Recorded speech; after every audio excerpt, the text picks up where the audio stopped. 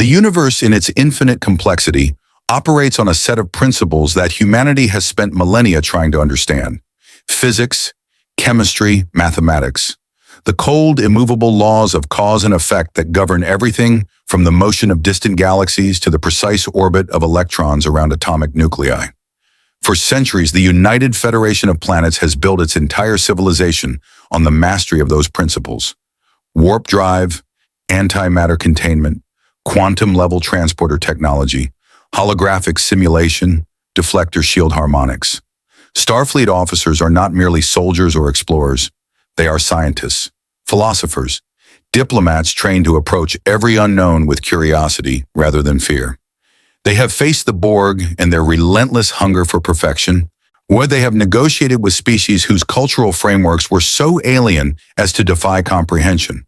They have stared into temporal anomalies, spatial rifts, and the cold eyes of godlike entities, and they have, more often than not, prevailed, not through brute force, but through reason, cooperation, and an unshakable belief that understanding is always preferable to destruction. But what happens when the unknown arrives not as a sensor reading on a long-range scan, or as a cryptic transmission from a distant star system, but as a human being? A human being who knows exactly where he is.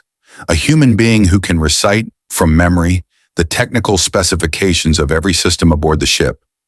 A human being who has studied this world not as a scientist studies a specimen, but as a devoted, borderline fanatical admirer studies his greatest obsession. What happens when the Star Trek universe receives, as a visitor, the one man on Earth who has spent the better part of his adult life believing, genuinely, profoundly, without a single trace of irony, that he deserves to be here? If you want to see more characters enter the Star Trek universe, hit that subscribe button and drop the name of a character you'd want to see in the comments below. Live long and prosper. The story begins, as so many great disasters do, with an experiment that was absolutely not authorized by any institutional review board. It was a Tuesday afternoon in Pasadena, California, in the year 2024, and Dr. Sheldon Cooper, theoretical physicist, Caltech professor, holder of 2 PhDs, launched a string of publications in the most prestigious scientific journals on Earth, and a validated IQ of 187, was conducting what he had formally designated in his personal research log as Project Quantum Resonance Bridge, a theoretical exploration of subspace communication modalities through harmonic oscillation of entangled particle pairs. His roommates, friends, and colleagues had been told he was doing a science thing in the garage. No one had pressed further.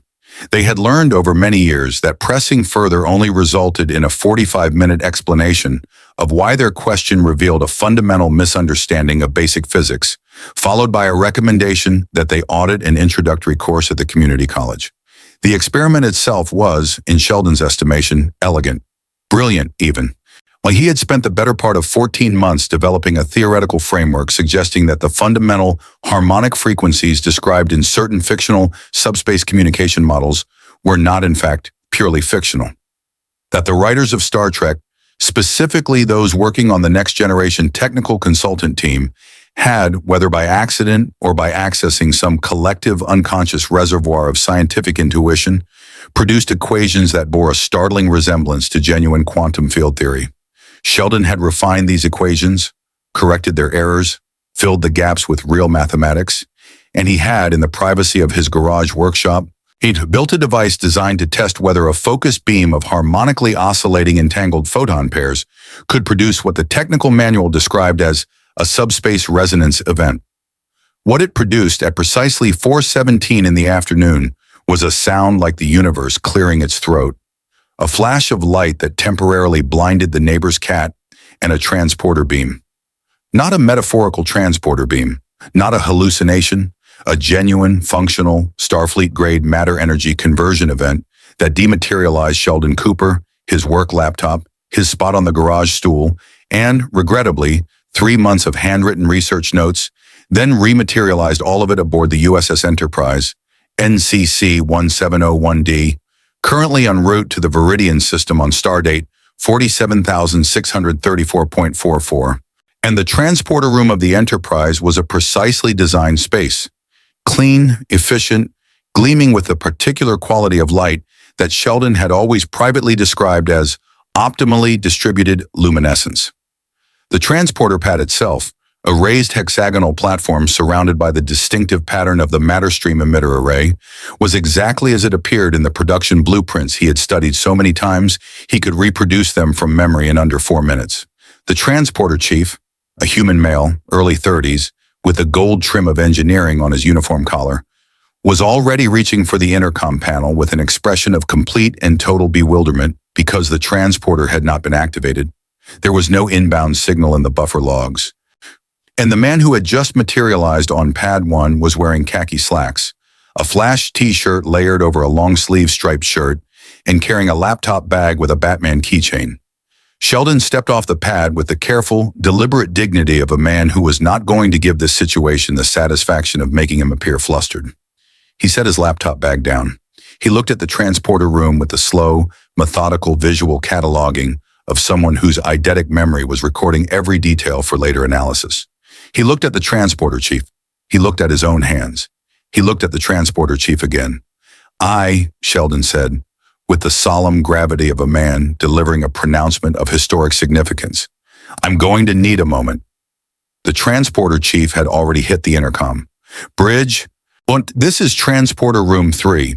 I don't know how to report this exactly. I have an unauthorized materialization. Human male, civilian clothing. No ship on sensors, no transporter signal in the buffer. He just appeared. There was a pause on the other end. Then in a voice that carried the measured cadence of someone who had long since made peace with the fact that his ship existed at the intersection of the scientifically possible and the absolutely preposterous. Understood, Chief. Security to transporter room 3. I'm on my way. Sheldon was not listening. He had crossed to the nearest bulkhead panel and was running his fingers along its surface with an expression of reverent, almost devotional wonder. The titanium alloy, the EPS conduit housing, the precise curvature of the hull section. His lips were moving, and though no sound was coming out, in the manner of a man running calculations so instinctive they required no conscious effort. Excuse me, the transporter chief said, somewhat desperately. Sir, you need to step away from that panel. Sheldon turned. He straightened. He adopted the particular posture he reserved for moments when he felt it was important that people understand they were in the presence of someone operating several cognitive tiers above them. Do you know, Sheldon said, that I have watched every episode of this series, your series, this existence, whatever taxonomic category we're assigning to this experience, 412 times, not including the films, not including the animated series, which I consider semi-canonical at best. 412 complete viewings of The Next Generation alone, plus supplementary study of the technical manual, the Star Trek Encyclopedia, and 17 academic papers I personally authored on the theoretical viability of warp field dynamics. He paused. I also wrote a strongly worded letter to the writers of Season 7 about a continuity error in the dilithium chamber schematics that they never acknowledged. I'm still annoyed about that.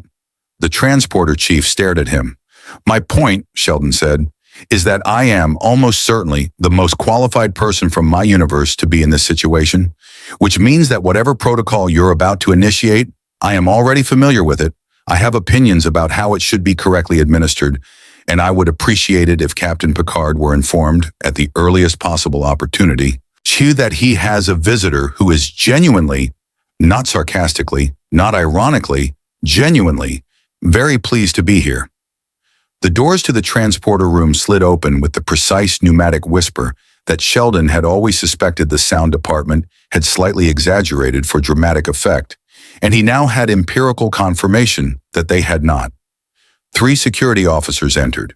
Behind them, moving with the unhurried authority of a man who had long ago stopped being surprised by the universe, came Captain Jean-Luc Picard. Sheldon looked at him. For the first time since materializing, something flickered across his face that was not calculation or cataloging or careful intellectual composure. It was something considerably more vulnerable than any of those things. Oh, Sheldon said, in a voice approximately 3 registers quieter than his normal speaking volume. You're real. Picard looked at him with the carefully neutral expression of a seasoned diplomat encountering a situation for which there was no regulation that directly applied. His eyes moved from the civilian clothing to the laptop bag, to the Batman keychain, to the man's face. Intelligent, deeply unusual, clearly not a threat in any conventional sense, and radiating an energy that Picard, after decades of first contact scenarios, could only classify as profoundly overwhelming sincerity. "I am," Picard said, with the same quiet gravity he brought to everything, "Captain Jean-Luc Picard, USS Enterprise. And you are?" Sheldon drew himself up to his full height. He straightened his Flash t-shirt.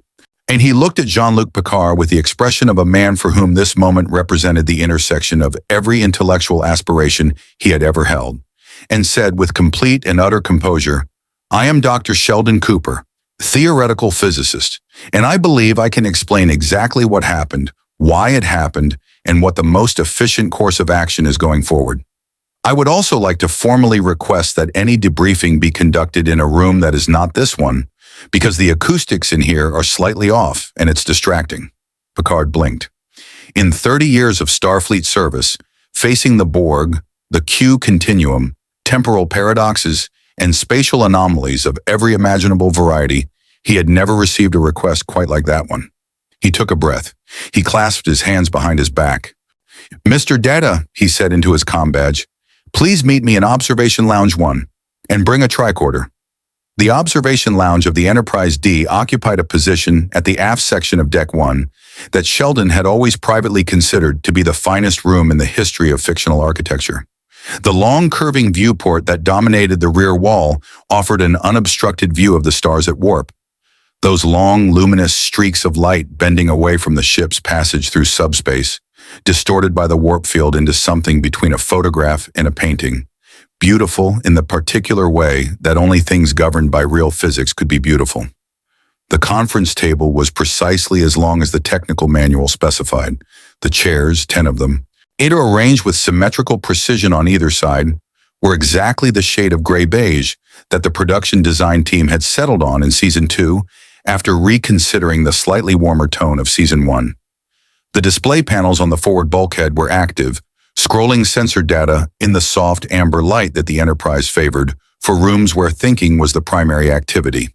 Sheldon walked in, assessed the room in approximately 3 seconds, and selected the chair that offered the optimal combination of central sightline to the viewport, equidistant positioning from both door panels, and what appeared to be marginally superior lumbar support relative to the alternatives. He sat. He folded his hands on the table. He waited. Picard entered a moment later, followed by Counselor Deanna Troi, whose presence Sheldon registered with a slight narrowing of the eyes, because he knew precisely what her presence implied about the captain's current assessment of the situation, and Commander William Riker, whose role in the away team and command structure Sheldon could have recited in granular detail, but who was looking at him right now with the expression of a man trying to determine whether to be concerned or entertained.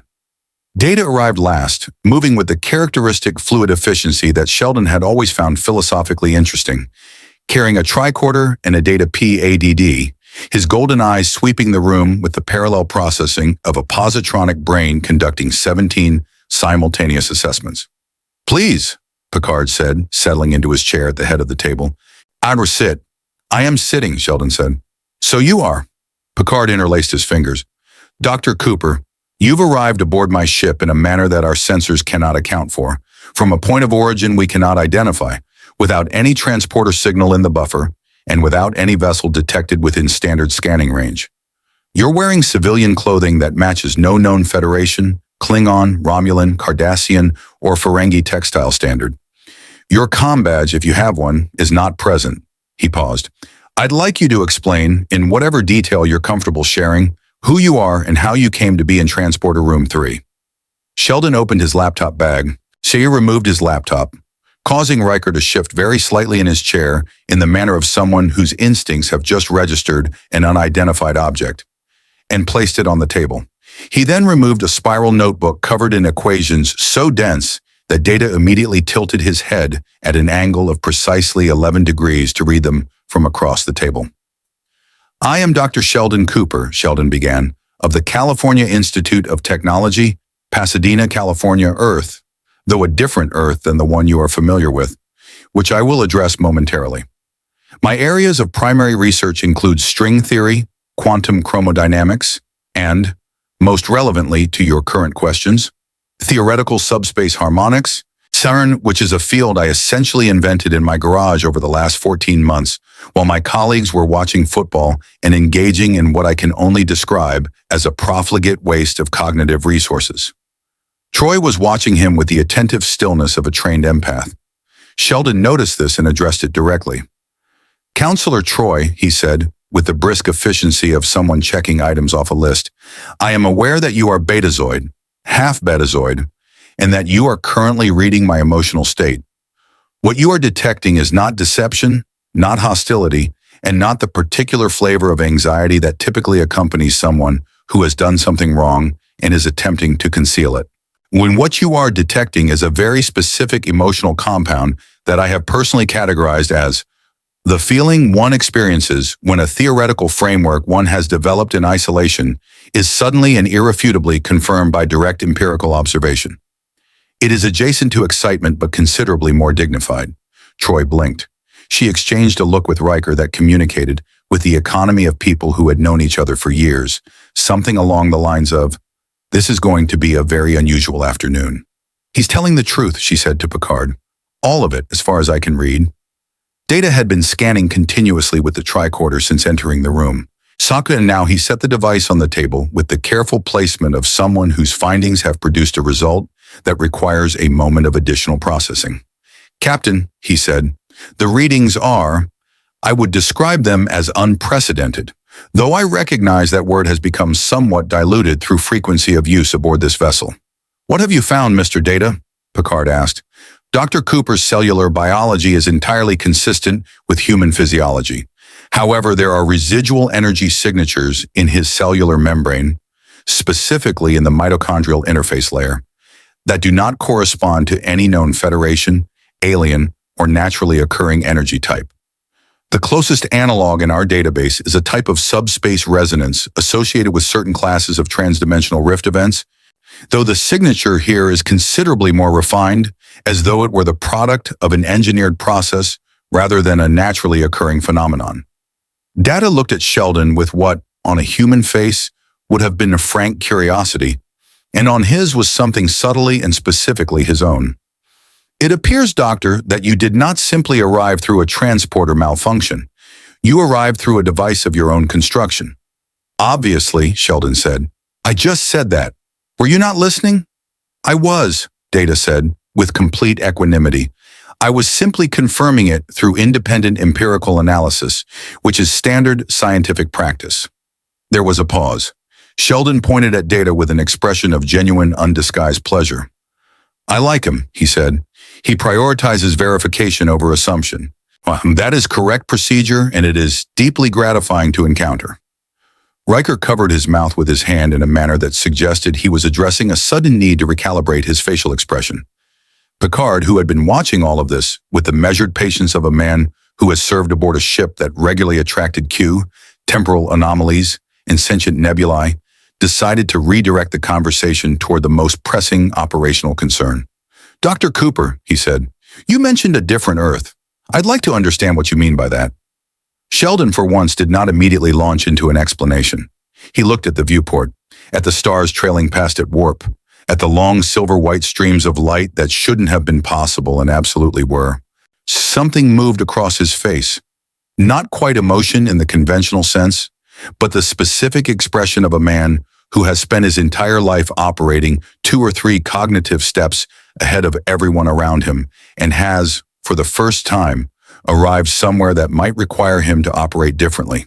"My Earth," he said, with the careful precision of someone selecting words as though each one were a load-bearing structural element, "is not your Earth. It is approximately 350 years behind your Earth in terms of technological development. Warp drive does not exist. The Federation does not exist. Transporters do not exist. Replicators do not exist, which I have to tell you, I find personally devastating. Because I have strong opinions about food preparation, and the idea of nutritionally perfect on-demand meals has been a cornerstone of my utopian thinking for over 20 years. He paused. "On my Earth, you are a television program, A very successful one. Serialized science fiction, first aired in 1987, which I have watched 412 times. You mentioned that, Riker said. I will mention it again when it's relevant. My point is that in my universe, every person in this room is a fictional character portrayed by an actor. I know your command codes, the ones used in the show at least. I know the technical specifications of this vessel.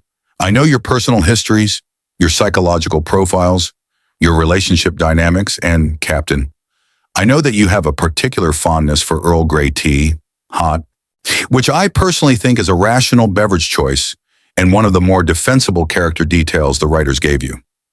The room was very quiet. Picard looked at him for a long moment. Then he looked at Data. Then he looked at Troy. Fascinating, Data said. Deeply, said Troy. Captain, Riker said, if he knows command codes, even fictional versions of them, that's a security concern. A theoretical one, Sheldon said, already pivoting to address Riker with the patient condescension of someone who has heard an objection that is not wrong, but is not sufficiently refined.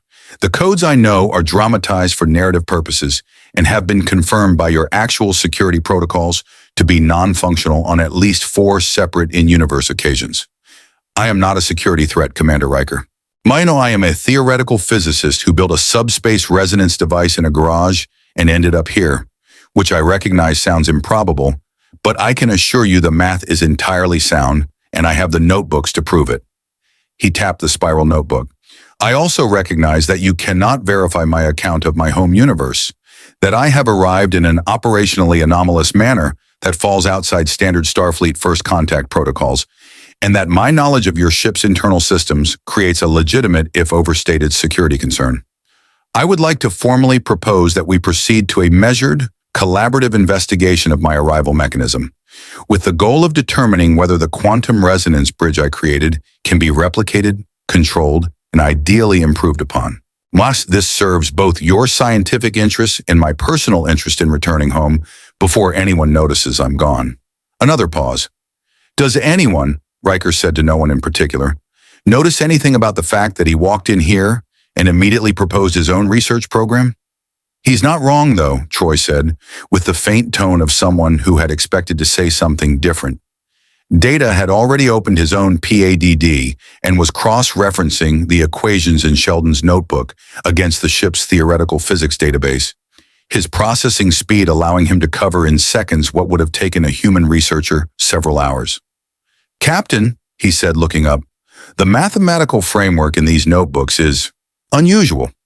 The foundational equations appear to be derived from human theoretical physics of the 21st century, but several of them have been modified in ways that incorporate concepts we did not believe human science was capable of producing until at least the 22nd century.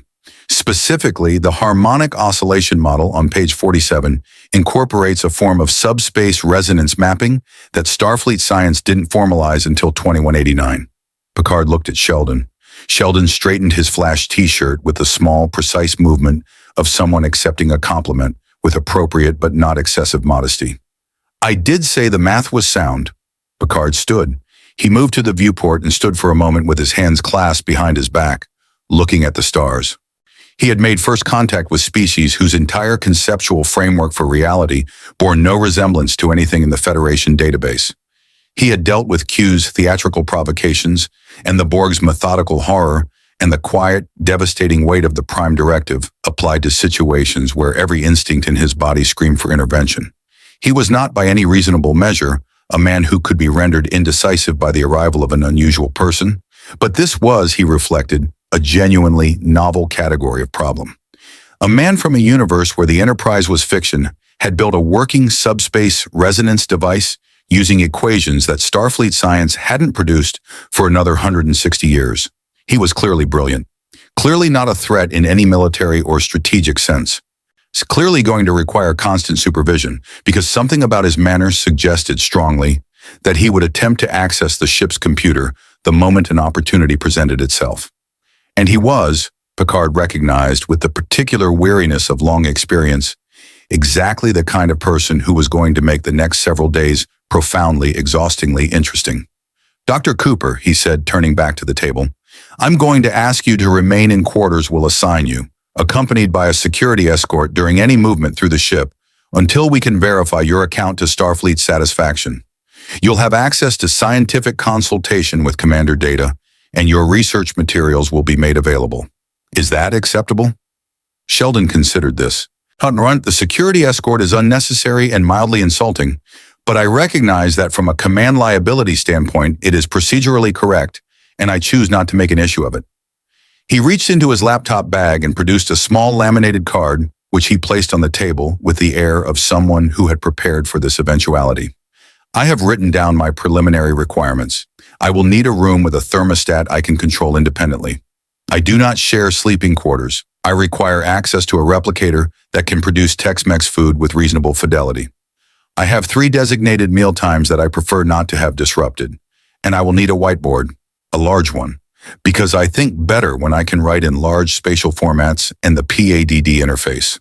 While impressive, it does not accommodate the physical arc of my handwriting, which is broader than average due to a childhood incident involving a geography teacher and a poorly positioned desk. Picard looked at the laminated card. He looked at Riker. Riker had the expression of a man who has, against his better judgment, found something funny. Picard picked up the card. He read it. He set it down. "Make it so," he said. The guest quarters assigned to Sheldon Cooper were located on Deck 7, Section 12, and were by any objective measure among the more comfortable temporary accommodations available on a Galaxy-class starship. The room was clean, efficiently designed, and offered a viewport of appropriate dimensions through which the stars at warp performed their endless, luminous ballet. The environmental controls were independently adjustable. When the replicator was standard issue and capable of producing several thousand menu items with a fidelity that would have been indistinguishable from the real thing to any normal human palate. Sheldon stood in the center of the room for approximately 45 seconds, conducting a systematic visual survey that moved from left to right in horizontal sweeps, cataloging every surface, every fixture, every seam in the bulkhead paneling. Then he walked to the replicator. "Chicken with satay sauce," he said. "Brown rice. 1 glass of water, room temperature." He watched the replicator cycle with an expression of intense scientific concentration, as though the matter-energy conversion process taking place behind that glowing alcove were the most consequential thing he had witnessed since arriving, which, given that he had spent the last 3 hours aboard one of the most sophisticated spacecraft in the history of any universe he was aware of, said something rather pointed about his priorities regarding food. The meal materialized. He picked up the fork. He tasted it. He set the fork down. "It's Thursday," he said to the empty room with the mournful resignation of someone reporting a bereavement. "Thursday is Thai food night. This is correct. The replicator has achieved functional accuracy on the satay sauce." He paused. "Leonard would never believe this." Another pause, longer this time. "Leonard would actually deeply enjoy this. I find that thought marginally irritating." He ate. He opened his laptop. He began writing. By the time Lieutenant Commander Data arrived at his quarters at 0800 the following morning, the security officer posted outside the door confirming the appointment with the efficiency of someone who had spent the night being lectured, uninvited, about the theoretical limitations of phaser energy modulation by the occupant of the room he was guarding. Sheldon had produced 47 pages of handwritten notes, reorganized his existing research into a structured framework he had labeled Project Resonance Bridge, Enterprise D Empirical Validation Phase, and replicated himself a whiteboard using a creative interpretation of the replicator's object synthesis parameters that had apparently required 3 separate attempts and a strongly worded negotiation with the computer's pattern buffers. Data entered the room and observed the whiteboard, which was propped against the bulkhead at an angle carefully calculated to maximize the reflective quality of the ambient lighting. Covered in equations so densely layered that they resembled, from the doorway, a kind of mathematical topography, a landscape of symbols with peaks and valleys of complexity. He also observed the 47 pages of notes, the laptop opened to a document that appeared to be a cross-referenced index of every piece of technical information Sheldon had retained from 412 viewings of the series, and the empty dinner tray that had been carefully moved to the precise center of the secondary surface, to the left of the primary work area, in a manner that suggested the person who had placed it there had strong feelings about spatial organization. "Good morning, Dr. Cooper," Data said. I have been assigned as your primary scientific liaison for the duration of your stay aboard the Enterprise. Captain Picard has asked me to assist you in analyzing the mechanism of your arrival with the goal of understanding the event and, if possible, reversing it in a controlled manner. I know, Sheldon said, not looking up from the whiteboard, where he was adding a new subderivation to a chain of equations that covered most of the upper left quadrant. You were the obvious choice. Your positronic brain processes information at 60 trillion operations per second. You have total recall of the entire Starfleet science database. And unlike your human colleagues, you do not experience intellectual boredom, condescension, or the particular social discomfort that arises when a conversation partner is significantly more intelligent than you. You are, in short, the only person on this ship I am likely to find consistently stimulating. Although, he added with a slight pause that suggested he was adding a qualifier he had considered carefully, I reserve the right to revise that assessment following our first substantive technical exchange. Data processed this for a moment. I believe that was intended as a compliment. It was a statement of empirical observation. Whether it functions as a compliment depends on your value system. Sheldon finally turned from the whiteboard. He looked at Data with the direct, assessing gaze of someone who has spent a lifetime calibrating the intelligence of the people around him and has encountered, in this moment, it's something that doesn't fit his existing categories. Tell me something, Data. The positronic brain, Sung-type architecture, neural pathway density of approximately 10 to the 11th power. Does the processing experience have any phenomenological quality? Is there something it is like to be you? Or are you a philosophical zombie executing information, processing without subjective experience? Data tilted his head. That is a question I have asked myself on many occasions. I do not have a definitive answer. Neither does anyone else, Sheldon said. I've published a paper on the subject. It was largely ignored, which is consistent with the general trajectory of my more important work being underappreciated in the short term and vindicated in the long term. He returned to the whiteboard. Come look at this.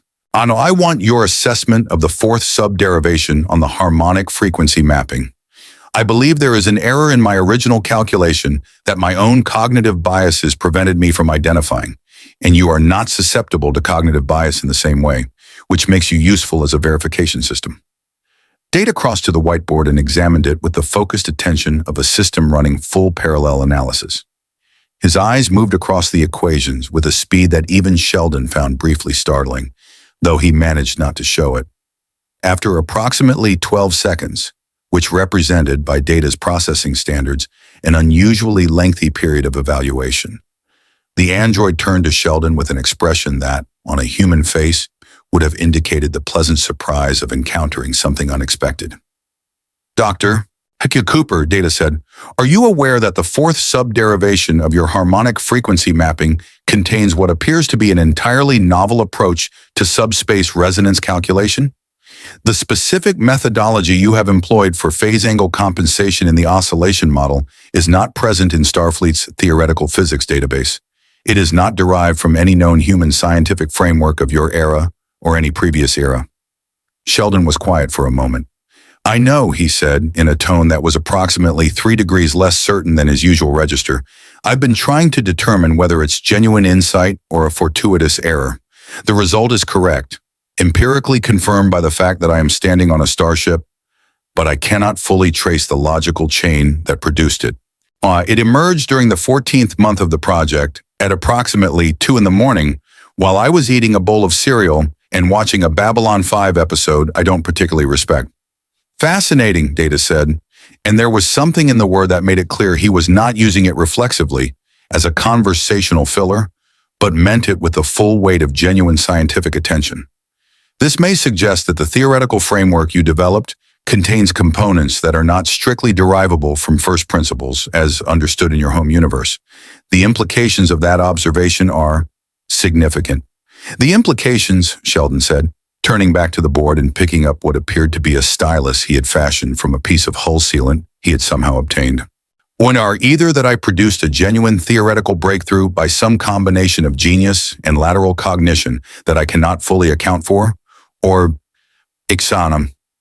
He stopped. Or, Data prompted. Sheldon turned. His expression was, for the first time since materializing on the Enterprise, not the expression of a man who is certain about what he is saying. It was the expression of a man who has reached the edge of what he knows and is looking out at something he cannot classify. Or, he said carefully, something helped. Something in the mathematics. Something that was not entirely me. Data regarded him for a moment. You are suggesting that your theoretical development may have been influenced by an external factor you did not identify at the time. I am suggesting it as a hypothesis, Sheldon said, when with the deliberate qualification of someone who has extremely high standards for the elevation of a possibility to a hypothesis. I am not endorsing it. I am noting that it cannot currently be ruled out. He set down the stylus.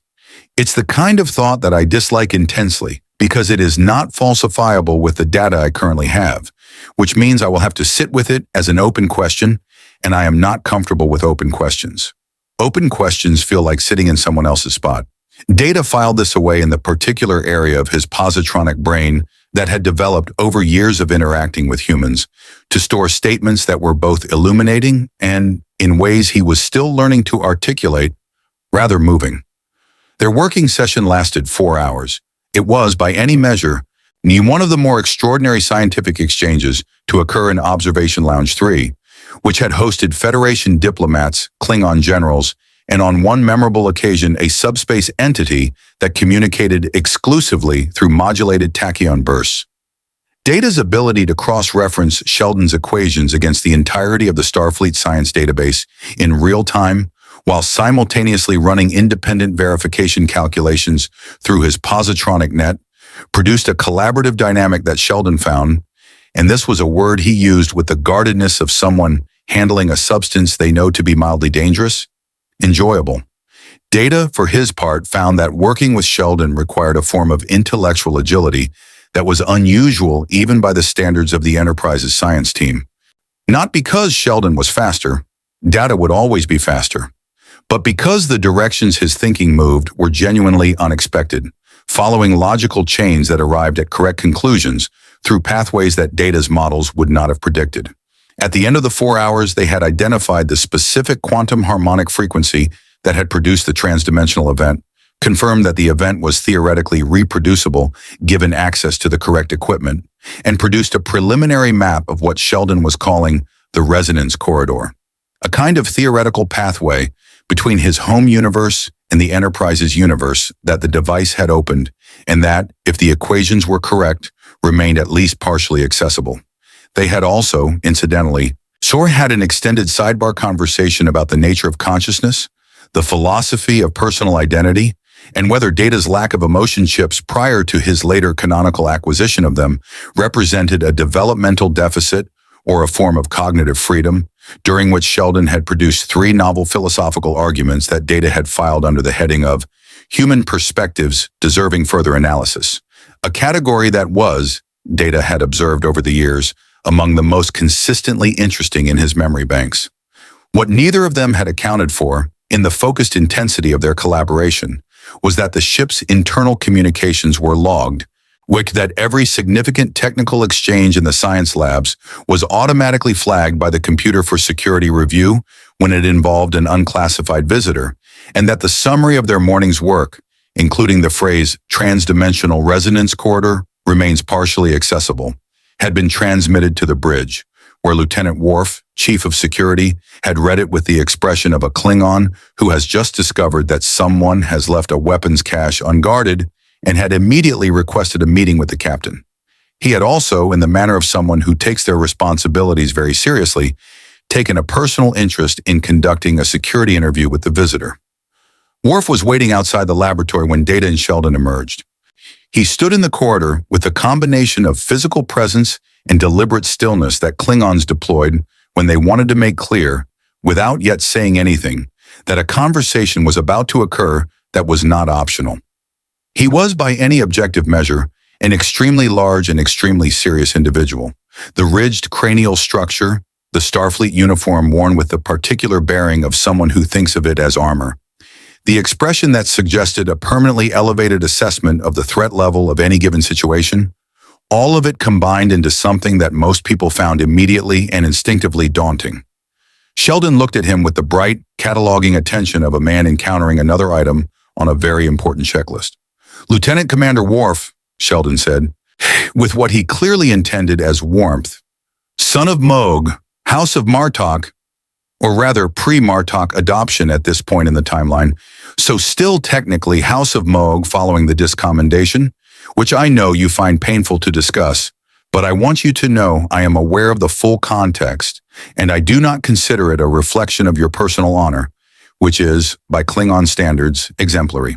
He paused. I also want to say that your bat'leth form, as depicted across the series, is slightly inconsistent in several episodes, but I attribute that to the choreography team rather than any lack of genuine martial competence on your part. There was a silence in the corridor that had a specific texture to it. Data, who had been watching Worf's expression with the attentive interest of someone running a predictive behavioral model, he made a small note in his internal memory that Sheldon Cooper's social calibration system, while clearly sophisticated in its own framework, operated on principles that differed substantially from what most humanoid species would recognize as standard diplomatic protocol. Worf straightened. He clasped his hands behind his back in the manner of someone who has decided, after a brief internal struggle, to conduct himself according to his Starfleet training rather than his Klingon instincts. Dr. Cooper, he said in the controlled baritone of a man exercising considerable restraint, I require a security interview. Now. Of course, Sheldon said agreeably.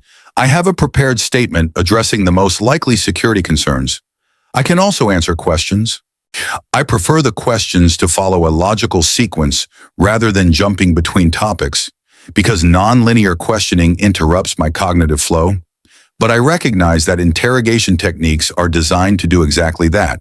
So I am disclosing this preference while acknowledging that you are unlikely to accommodate it. Worf stared at him for a long moment. Follow me, Worf said. Certainly, said Sheldon. Do you mind if I bring the whiteboard? I find visual aids accelerate comprehension. The security office on Deck 8 was not a room designed to put people at ease. This was entirely intentional. Lieutenant Commander Worf had, over the years of his tenure as Chief of Security aboard the Enterprise, developed a precise philosophy about the function of the space. Clean, spare, undecorated, with the particular quality of lighting that made everything slightly more visible than was comfortable, and nothing soft enough to encourage relaxation. There was a desk. There were 2 chairs. There was a wall panel displaying active security protocols in the amber diagnostic readout that never quite went off. The room said, without using words, that this was a place where the truth was expected, and that the person sitting on the opposite side of the desk had thought carefully about what the truth was before arriving. Sheldon looked around the room, sat down in the chair without being invited to, and placed his laptop bag on the desk with the ease of someone who had not registered that the room was designed to be subtly intimidating. This is smaller than I expected, he said. The set design for your security office in the series suggested approximately 40% more floor space. I assume the actual vessel was built to practical engineering tolerances rather than dramatic visual requirements. He looked at the wall panel. You're running a level 2 security scan on Deck 7 right now. That's my deck. That's about me. Worf sat across from him. He had not brought a PADD. He was not taking notes. This was also entirely intentional. The absence of visible documentation was itself a tool, conveying the message that what was being assessed here was not primarily factual, but behavioral. He regarded Sheldon with the long, measuring look of someone who has spent a significant portion of his professional life determining whether the person in front of him is telling the truth, and has become extremely good at it. You know things about this ship, Worf said, about its crew, about its operations. You have stated that you know command protocols. Dramatized versions of command protocols, Sheldon clarified immediately. I made this distinction in the observation lounge. The codes used in the series are narrative constructs. They are not functional. In 412 viewings, I have cataloged every instance of command code usage and cross-referenced them against the technical manual. And I can confirm with high confidence that none of them would pass your current security validation systems. He paused.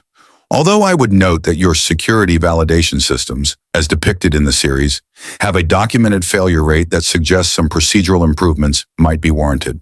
ATA Season 6 alone contained 3 separate incidents where, Dr. Cooper, Worf said, yes, I am not asking about the series. His voice carried the specific weight of someone delivering a deliberate emphasis. I am asking about you, about what you know, about what you intend to do with what you know." Sheldon was quiet for a moment. It was notably a different quality of quiet from his usual pauses. Those were typically the pauses of someone organizing what they are about to say into optimal, sequential order. This was the pause of someone who had heard a question that they were actually considering rather than simply preparing to answer. "What I intend to do," he said more slowly than his usual cadence, "is understand how I got here, establish whether the resonance corridor I opened can be stabilized, and determine whether it can be used to return me to my point of origin. That is the complete set of my intentions. I have no strategic interest in Federation military protocols. I have no plans to share technical information with hostile parties. I have no agenda beyond the scientific and the personal." He leaned forward slightly. "Lieutenant Commander Worf, I want to go home, not because this place isn't extraordinary. It is extraordinary. It is, genuinely and without irony, the most extraordinary thing that has ever happened to me, and I have been nominated for the Nobel Prize twice. But because I have work to finish, I have a spot on my couch, and I have a roommate agreement with 17 codicils that has probably already been violated in my absence. Because Leonard has no respect for boundaries, and even less respect for the principle of constructive notice." Worf looked at him. The Klingon's expression was not, precisely, sympathetic. His emotional architecture was not built for sympathy in the conventional sense. But it was something adjacent to it. The recognition, filtered through years of warrior culture and Starfleet training, of someone who was far from home and carrying the specific weight of that distance with the stiff dignity of someone who had decided that dignity was the appropriate response to it. "You know my history," Worf said. It was not quite a question. "I know what was depicted in the series," Sheldon said carefully. "I am aware that the gap between a narrative portrayal and the lived reality of a person's experience can be very large. I don't presume to know you.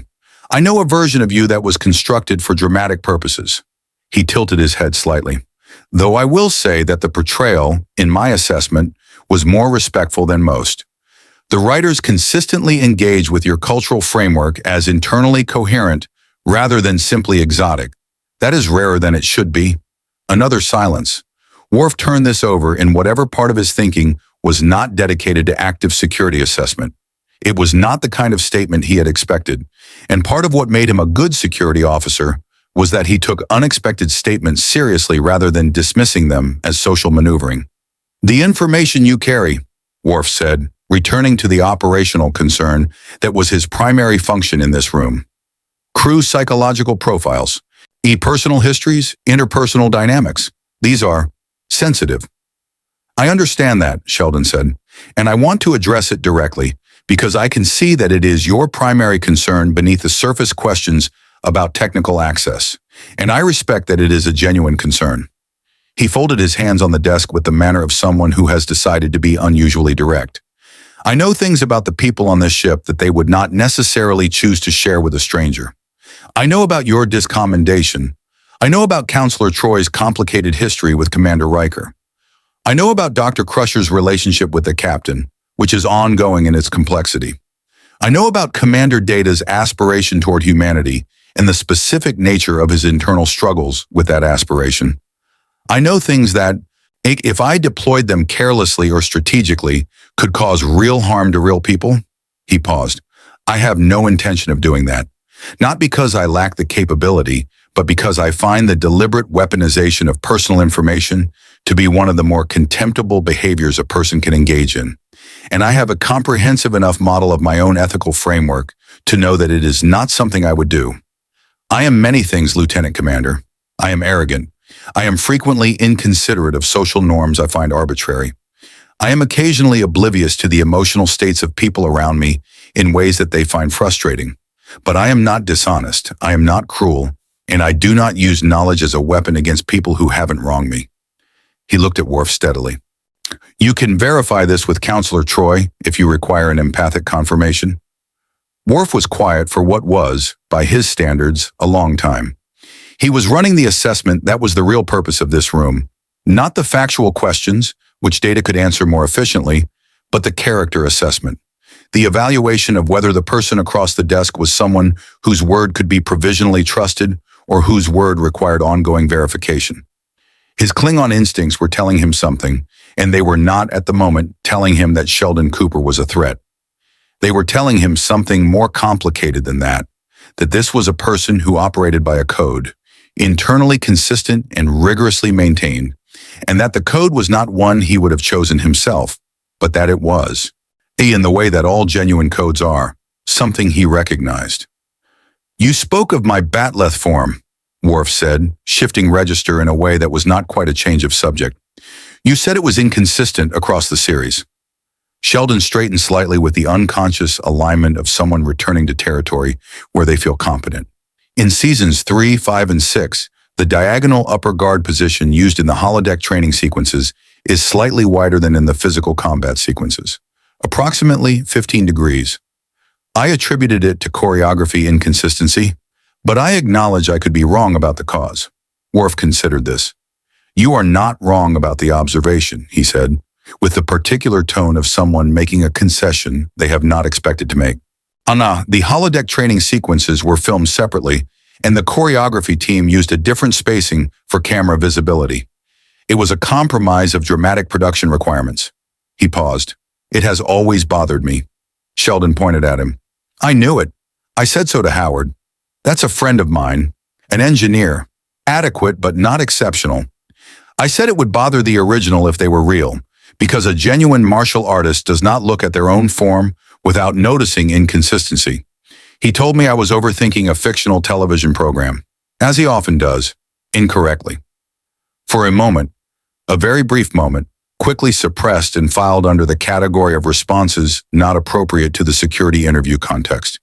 Something crossed Worf's face that, in the right light, homered and viewed by someone who knew what to look for, might have been the early structural precondition for a smile. He stood. The interview was over. Not because all the questions had been answered, but because the primary assessment had been made and the operational decision had been reached.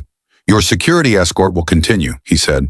"You will submit to daily check-ins with me or my designated officer. You will not access the ship's computer systems without explicit permission from Commander Data or Captain Picard.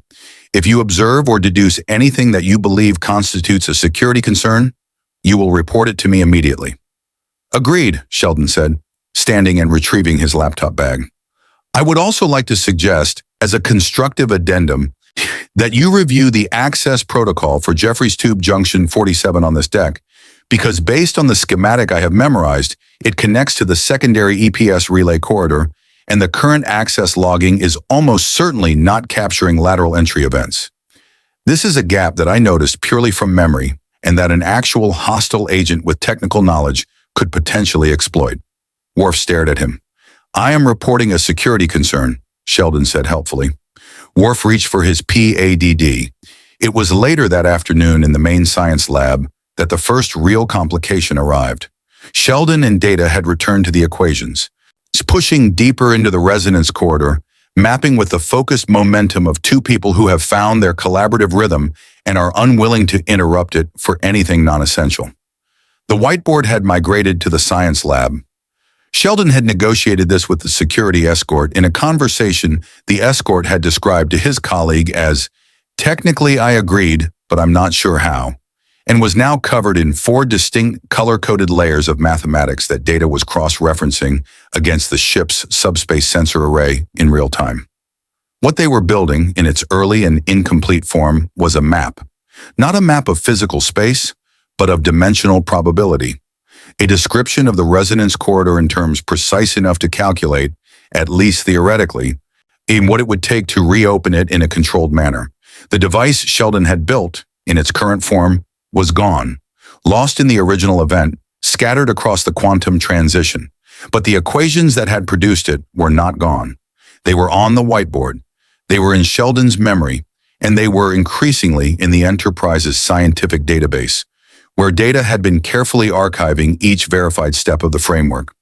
Data had just completed a particularly complex phase angle analysis when the lab sensors registered an anomalous reading in the subspace band. He looked at the readout. He processed it for 3 seconds. "Dr. Cooper," he said. "I see it," Sheldon said, not looking up from the board, because he had, in fact, I'd already seen it. the subtle shift in the ambient subspace frequency that the sensors had registered, and that his pattern recognition instincts, trained across 14 months of obsessive subspace harmonics research, had flagged as significant before Data had verbalized it. He set down the stylus. He walked to the sensor panel. He looked at the readings. He became very still. Data, he said, with the careful quietness of someone who has identified something that requires precise handling. These harmonic frequency bands, the specific oscillation pattern in the 4.7 terahertz range. Does this match anything in your database? Data processed. No direct match. However, he paused, and even for Data, whose pauses were measured in microseconds rather than the social intervals of human conversation, this one was notable. The pattern bears a structural resemblance to the residual energy signature detected in your cellular membrane upon arrival, the same signature that I identified as associated with your transdimensional transit event. Yes, Sheldon said.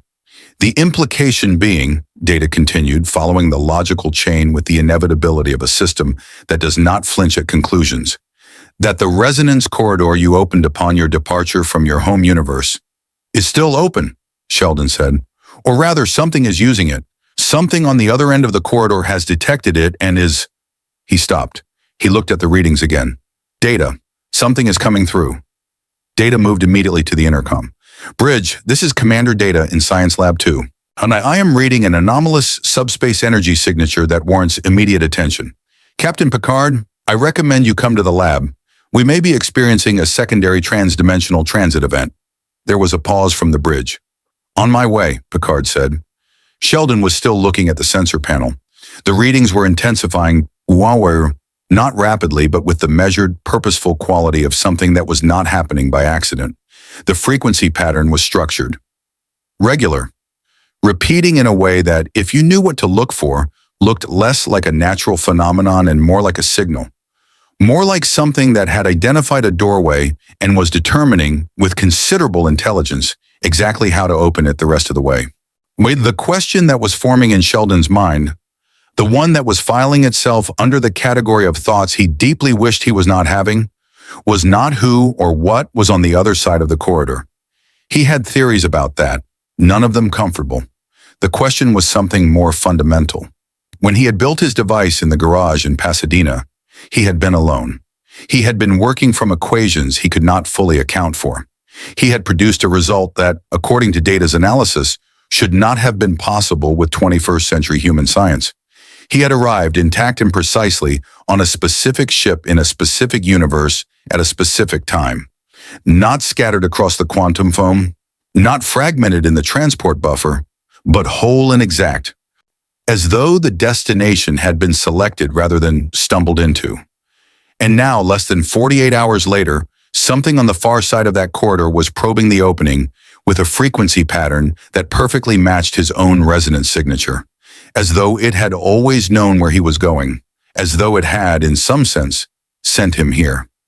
Picard arrived in the lab doorway with Riker a step behind him. He looked at the sensor panel. He looked at Data. He looked at Sheldon. Sheldon turned from the panel.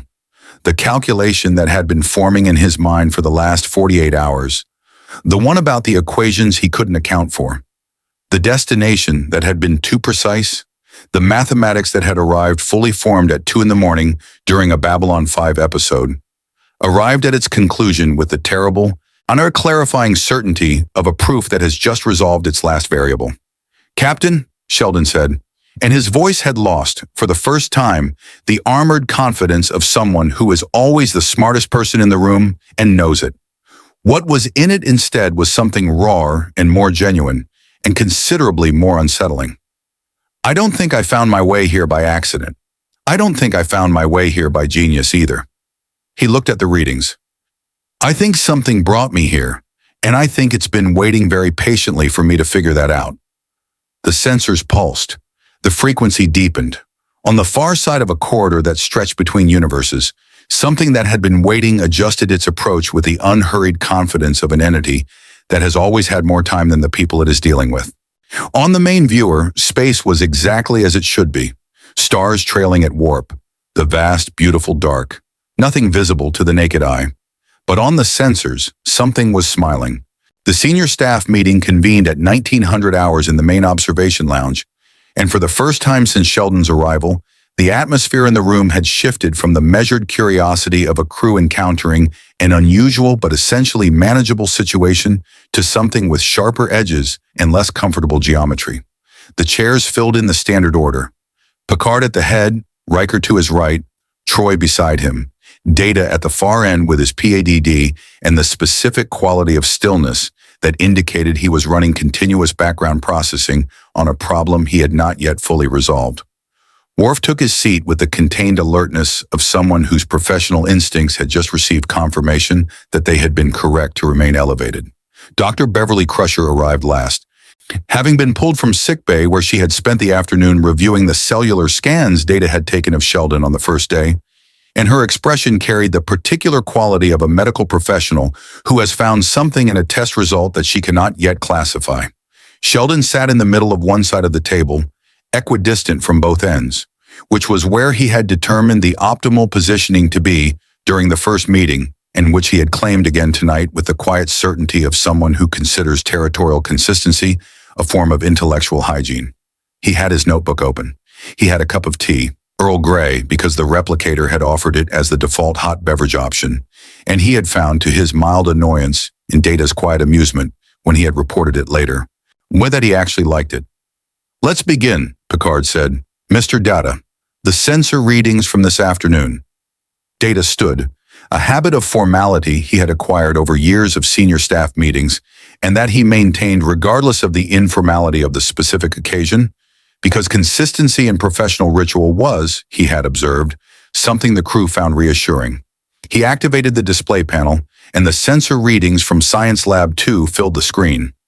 The oscillating frequency pattern in the 4.7 terahertz range, rendered as a waveform graph that moved with the hypnotic regularity of something that was not random, something that was, unmistakably, structured.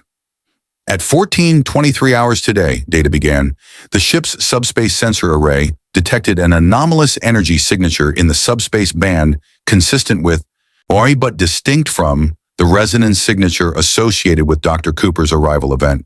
The signature originates from a point approximately 14 light minutes off our port bow in a region of space that sensor sweeps confirm is otherwise empty of vessels, spatial anomalies, or known phenomena. It has been continuous since detection, with an intensity that has increased by 11% over the past 4 hours, and a frequency modulation pattern that Dr. Cooper and I have jointly analyzed and that warrants serious attention. He paused. The pattern is not random, it is structured. It repeats on a cycle of approximately 47 seconds, and it is, in every measurable parameter, tuned specifically to the harmonic frequency of the resonance corridor produced by Dr. Cooper's arrival transit. "Tuned to it," Riker said. "Fulcrum, meaning whoever is generating it knows the specific frequency of Sheldon's transit. Not merely knows it," Data said, "has matched it with a precision that exceeds anything that could be attributed to coincidence or independent derivation. The probability of a naturally occurring phenomenon producing this specific frequency pattern is, by my calculation, approximately 1 in 10 to the 47th power. The signature was, in effect, waiting for the corridor to exist before it could be generated. It is a response." The room absorbed this. "A response to what?" Crusher asked with the practical directness of a doctor approaching a diagnosis. "To me," Sheldon said, without drama, from the middle of the table. "Or more precisely, to the corridor I opened. Something on the other side of that corridor detected its creation. I identified its specific harmonic signature and has been broadcasting a matching frequency ever since, in a manner that is functionally equivalent to someone finding a door and knocking on it." He looked around the table. "The question is whether we answer." "The question," Worf said, with the measured force of someone who thinks the framing is important, "is first what is on the other side of that door, and second what it wants." "Both valid," Sheldon acknowledged. "Let me address what I know and distinguish carefully between what I know and what I am inferring, because I recognize that in a setting where decisions have operational consequences, the epistemological quality of my information matters." He opened his notebook to a page dense with calculations and cross-referenced annotations. "The resonance corridor I created connects my home universe, Earth 2024, to this universe at this specific point in space and time. The corridor was, in theory, a one-way event. My device produced the transit, was consumed in the process, and the corridor should have collapsed behind me. It did not collapse. Data's analysis suggests it is still open, or at least partially accessible, which means the energy cost of keeping it open is being sustained by something. Something with a power source considerably larger than a device built in a garage in Pasadena. You're saying something held the door open, Riker said. I'm saying the door held itself open, or was held open by an external agency, yes.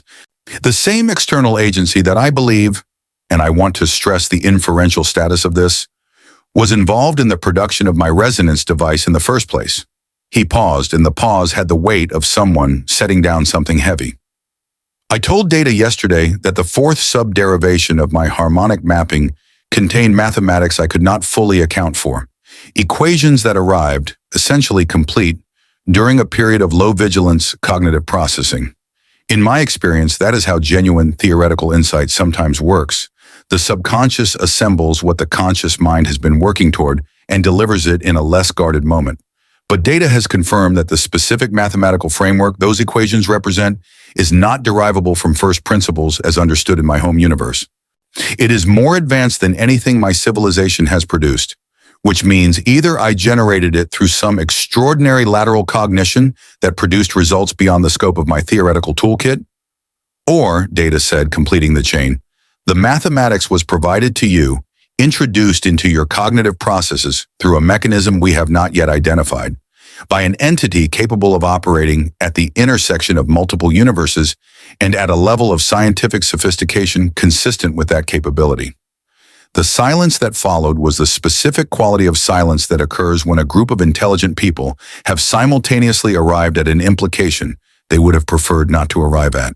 Picard looked at the waveform on the display panel. He looked at Sheldon. He looked at Troy. "Auro, what are you sensing?" he asked her. Troy had been quiet throughout, which was itself a form of communication to anyone who knew her well. She went quiet when she was processing something that her empathic sense was returning in a form that her analytical mind had not yet fully integrated. She looked at Picard with the measured care of someone who is about to say something that is true, but that they know will complicate things. "Since the sensor readings began this afternoon," she said, "I've been experiencing something at the edge of empathic range. It's not a clear emotional signal. It's more like a presence, a state of attention. Whatever is out there knows that we've detected it, and it is." She chose her word carefully. Amused. The word landed in the room with a very specific impact. Worf's expression tightened. Riker straightened. Crusher looked at the display panel as though reconsidering her assessment of the situation's medical dimension. Data processed this alongside everything else he was running and added it to the model with the particular data management discipline of someone trying to build a picture from pieces that are not yet forming a face. "Amused," Picard said.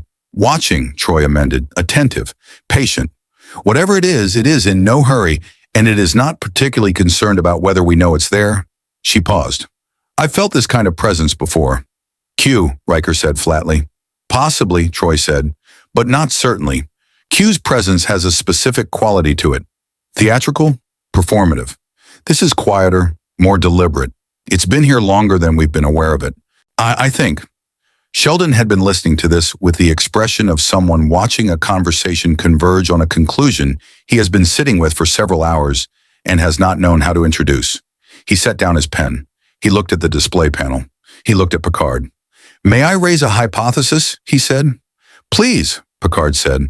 "In my home universe, there is a recurring narrative device in science fiction, and specifically in your series, which I have studied in considerable depth, in which an apparently isolated incident is later revealed to have been orchestrated by an entity whose capabilities and perspective operate at a scale so far beyond the immediate situation that the participants did not initially recognize their situation as anything other than what it appeared to be."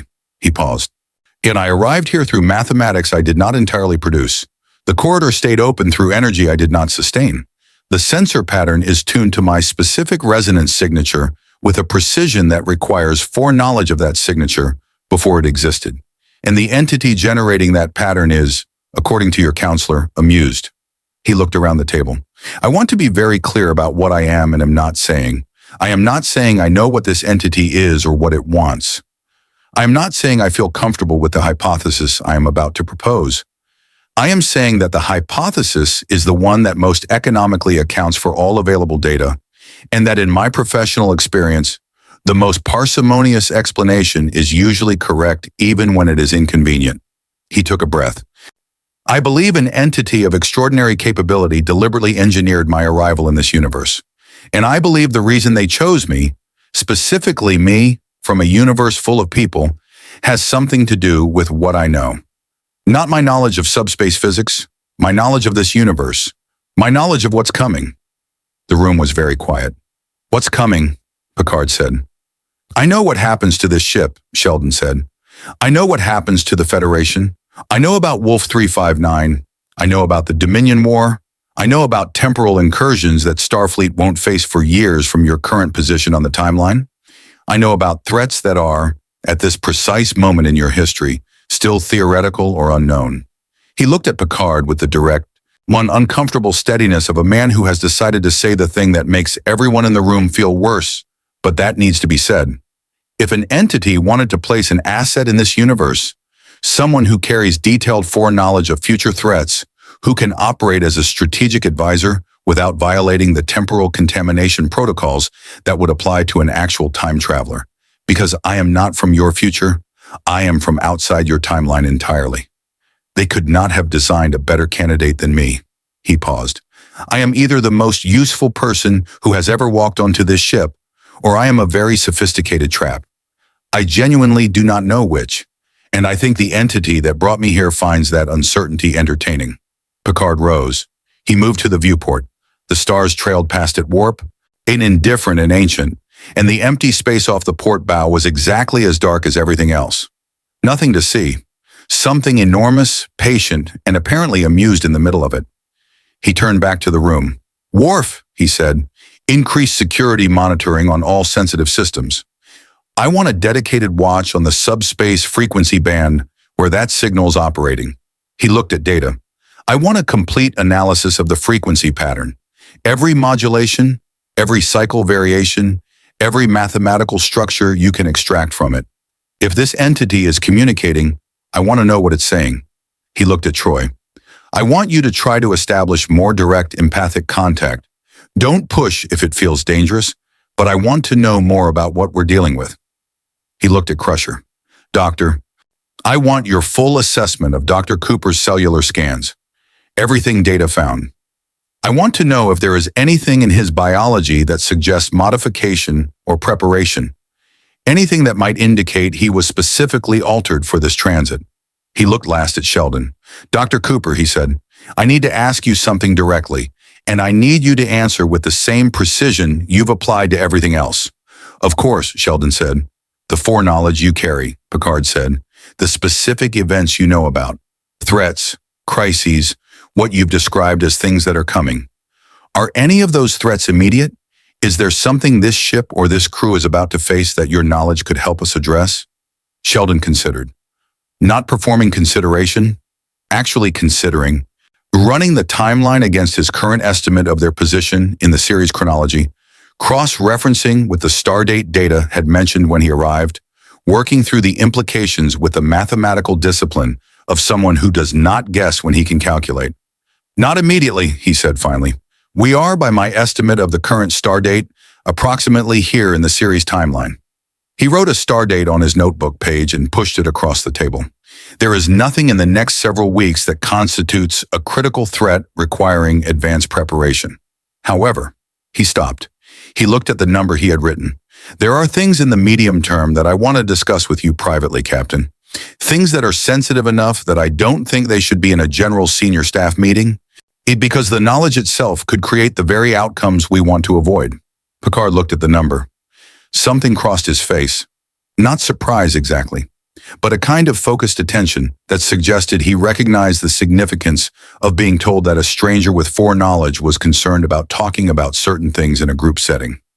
After the meeting, Picard said. Yes, Sheldon said. After the meeting.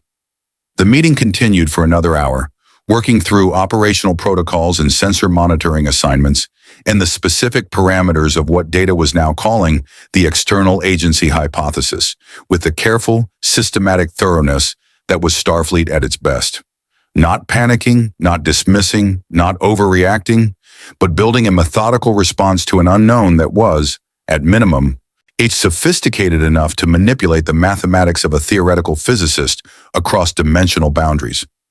It was Worf who raised near the end the question that had been sitting in the room unasked for the better part of the meeting. If this entity brought Dr. Cooper here intentionally, he said, with the direct operational logic that was his particular quality, then it has an objective. It did not do this for amusement alone. Even entities of great power do not expend significant resources without purpose. What does it gain from placing a human from another universe on this ship, at this point in time, with this specific crew? No one answered immediately. A test, Troy said quietly. A tool, Riker said. A variable, Data said. Troy with the specific precision of someone who has been running a model and has just identified the role of the element they were uncertain about. An introduced variable in a controlled experiment. The question being tested is something about this ship, this crew, or this moment in the timeline, and Dr. Cooper is the instrument of the test.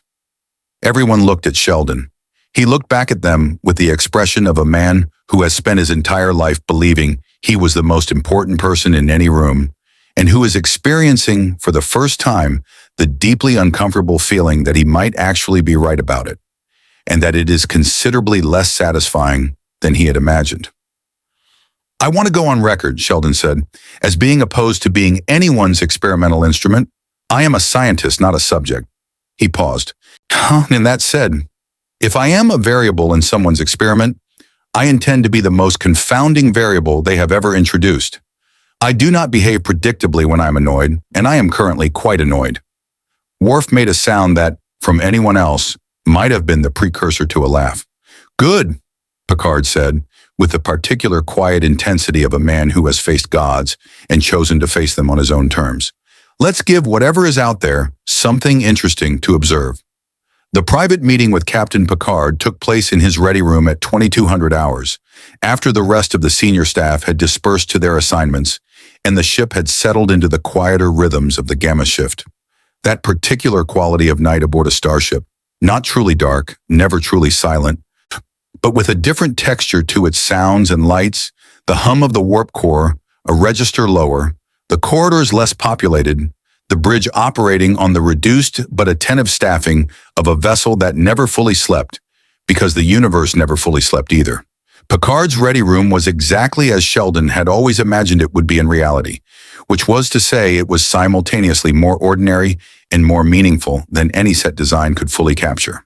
The desk was real, not a prop but a working surface covered in the specific accumulation of a person who actually used it. A PADD with active annotations, a half-finished cup of tea gone cold in the way that tea goes cold when someone has been thinking too hard to remember to drink it. A small archaeology volume open to a page about Mintakan ceremonial vessels that suggested the captain had been reading it not for professional reasons, but because he found it genuinely interesting. The model ships in their cases caught the light in the particular way of objects that have been looked at often and with real attention. The painting on the wall, a landscape of the French countryside near La Barre, reproduced from memory or from a family photograph, had the quality of something chosen not for decoration, but for comfort, the kind of image that a person puts in their working space because looking at it occasionally is useful for reasons that have nothing to do with aesthetics. Sheldon stood in the center of the room and looked at all of this with the expression of a man who has arrived, unexpectedly, somewhere he has wanted to be for a very long time, and who is finding that the wanting and the being there are two entirely different emotional experiences that he does not quite have the vocabulary for. "Sit down, Dr. Cooper," Picard said from behind the desk. Sheldon sat. He placed his notebook on his knee.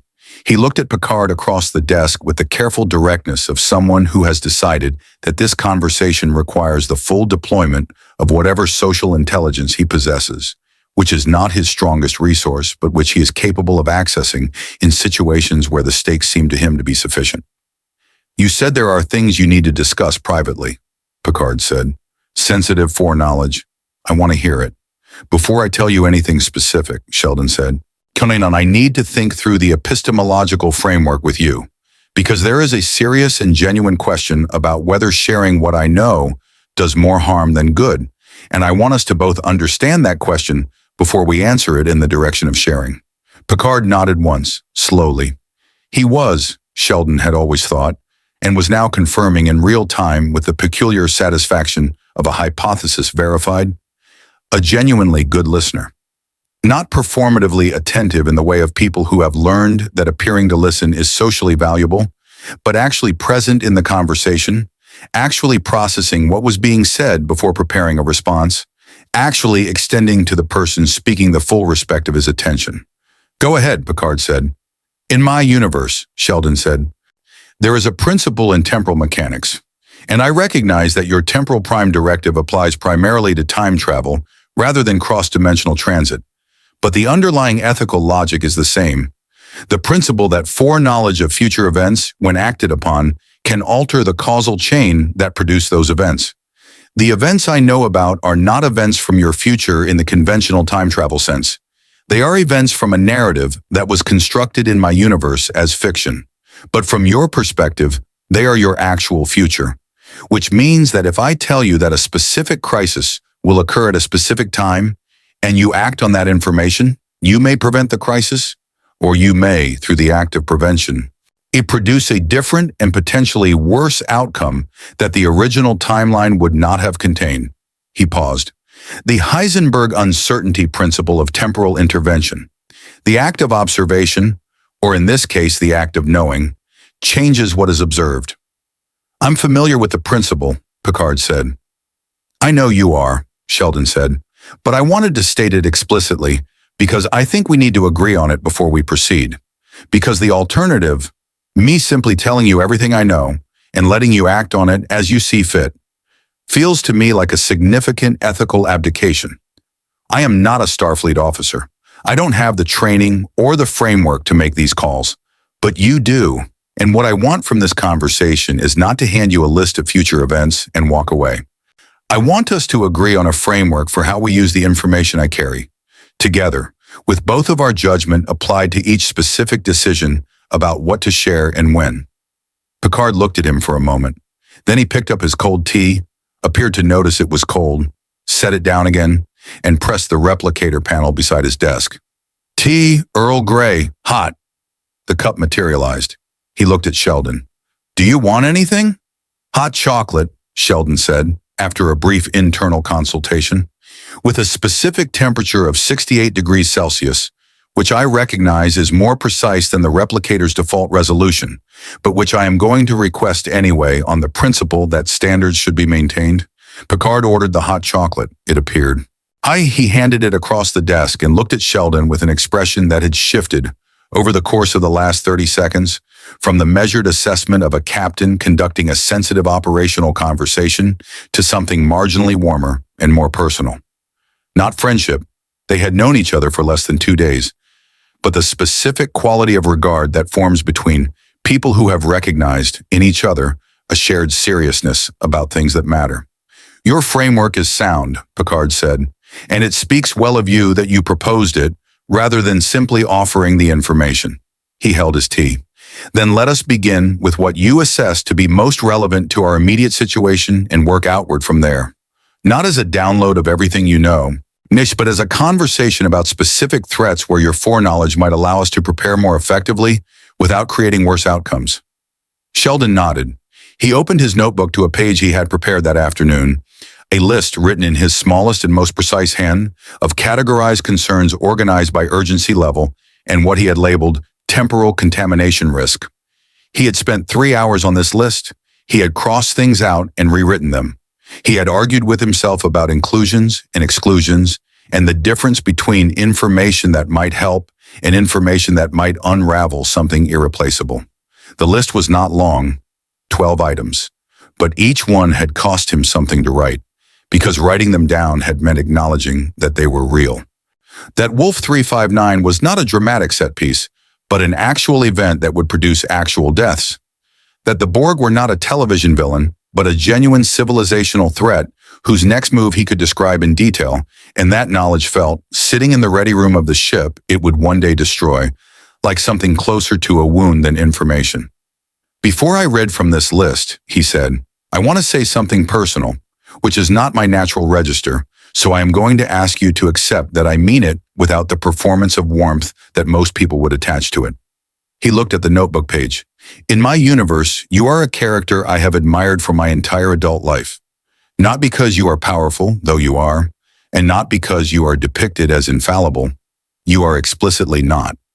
But because you consistently choose the difficult, correct thing over the easy, wrong thing, in situations where the personal cost of the difficult, correct thing is extremely high, and you do it without theatrical self-pity and without self-congratulation, and in my experience, that is genuinely rare in any universe. He looked up. I am telling you things that I believe you should know, not because I was sent here by an entity who might have an agenda I don't fully understand, but because I have assessed, as carefully as I am capable of assessing, that you will use this information responsibly. And I want you to know that the assessment is mine, independent of whoever or whatever brought me here. Picard was quiet for a moment. Thank you, he said with a simplicity that contained considerably more than it appeared to. Well, Sheldon looked at his list. The Borg, he said. What I know about the Borg that you do not yet know, and that I believe you need to know in order to survive the next major encounter. And they talked. The conversation lasted 3 hours and 20 minutes. Sheldon spoke carefully, checking himself at every point where he felt the information crossing from operationally useful into temporally dangerous, sometimes stopping mid-sentence and reframing or pulling back, sometimes asking Picard questions about current Starfleet tactical assessments so that he could calibrate exactly how much the information he carried differed from what was already known. Picard listened with the focused intensity of someone whose professional life had taught him that information delivered carefully and honestly was one of the most valuable things one person could give another, and asked questions that consistently impressed Sheldon with their precision. Not asking for more than he needed, not flinching from difficult implications, not reaching for reassurance where the honest answer did not provide it.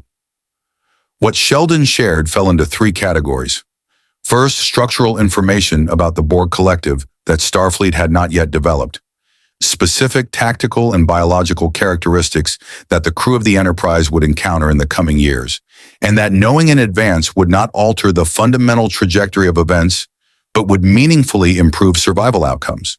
While he framed these as technical briefings rather than prophecy, providing the logical basis for each point so that Picard could independently verify them against available evidence, rather than simply accepting Sheldon's word. Second, a series of what Sheldon described as ethical landmines, situations where Picard and his crew would face genuine moral dilemmas about which, he admitted, he had strong personal views that he was going to share, while explicitly flagging them as personal views. Picard listened to these with the particular quality of attention of a man who had already faced several such situations and was aware that he had not always gotten them right, and who found it genuinely useful, if uncomfortable, to hear how they looked from the outside. Another third one, and this was the category Sheldon had circled 3 times on his list and underlined and then crossed out and rewritten, was what he described only as personnel. Specific information about specific members of the crew that bearing on events he knew were coming. He was most cautious here, most willing to stop and pull back, most insistent on the framework they had agreed to at the start of the conversation. There were things he knew about people on this ship that he was not willing to share, not because they were strategically irrelevant, but because they were private in ways that the utilitarian logic of tactical preparation could not fully justify overriding. He said this explicitly, and Picard accepted it without pushing, which Sheldon had assessed in advance as approximately 87% likely, and found, when it happened, to be quietly moving. It was nearly 1 in the morning when the conversation wound down, the tea and hot chocolate long since finished and replaced once and not replaced again, the ready room very quiet around them, with the deep night hum of a starship in warp. I have a question, Picard said, with the tone of someone shifting from the operational to the personal for the first time in the conversation, that has nothing to do with the tactical information you've shared. All right, Sheldon said. You live in a universe where the Federation doesn't exist, where everything we've built, the principles, the institutions, the relationships between species, is a story someone told, a piece of entertainment. He looked at Sheldon steadily. How do you feel about being here? Am I in the real version of it? Sheldon was quiet for longer than he usually was quiet. He looked at the model of the Enterprise in its case, the D model, the one that was currently around them, the real ship whose real hum he could feel through the deck plates under his feet. He thought about the question with the genuine seriousness it deserved, rather than the deflective irony with which he usually handled questions that reached into territory he kept restricted. When I was 7 years old, he said, I watched the original series for the first time. My mother thought it was inappropriate for a child my age. My father had left approximately a year earlier, and there was a specific quality to the household in that period that I find difficult to describe accurately, which is unusual for me. But emotions in early childhood are encoded differently from information, and the retrieval is less precise.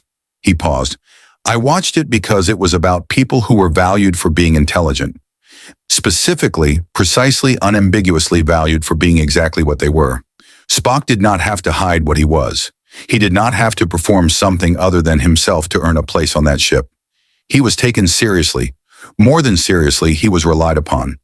Because he was exactly the kind of person that most environments in my life had communicated to me was a problem to be managed rather than a resource to be used. He stopped, started again. I am aware that I have significant interpersonal deficits.